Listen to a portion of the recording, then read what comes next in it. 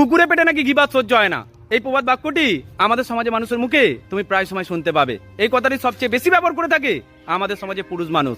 দেখবে কোনো একটা ছেলের যখন সম্পর্ক নষ্ট হয়ে যায়, কিংবা কোনো একটা ছেলের বউ যখন বাড়ি থেকে পালিয়ে যায়, তখন সেই ছেলেটাকে ডেকে জিজ্ঞাসা করবে তোর বউ কেন তোকে ছেড়ে চলে গেছে।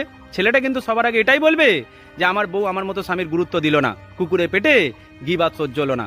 সুতরাং এটাই সত্য, ছেলেদের সম্পর্ক ভাঙার পরেই ছেলেরা নিজেদেরকে পুষ্টিকর ঘি ভাবতে শুরু করে, আর সম্পর্কে বিপরীতে থাকা মেয়েটাকে কুকুর মনে করে গালাগাল করে। কিন্তু তোমাকে আর একটা সত্য জেনে রাখতে হবে, কুকুর আর ঘিয়ের মধ্যে কিন্তু কুকুরের গুরুত্ব একটু বেশি থাকে। ঘি চাইলে সব জায়গায় অ্যাডজাস্ট করতে পারে না। ঘি শুধু কুকুরে পেটে সহ্য হয় না তা কিন্তু নয়, অনেক মানুষও ঘি খেলে সহ্য করতে পারে না। কিন্তু আমাদের সমাজে বেশিরভাগ মেয়ে সংসারকে বাঁচানোর জন্য স্বামীর মুখের দিকে তাকিয়ে, সন্তানের মুখের দিকে তাকিয়ে বারবার নিজেদেরকে কুকুরে পরিণত করতে রাজি থাকে। আর এটাই মেয়েদের জীবনের সবচেয়ে বড় ভুল হয়ে থাকে। মেয়েরা যদি নিজেদেরকে কুকুর বানানো বন্ধ করে দেয়, ছেলেরা কিন্তু নিজেদেরকে উন্নত ঘি ভাবতে ভুলে যাবে।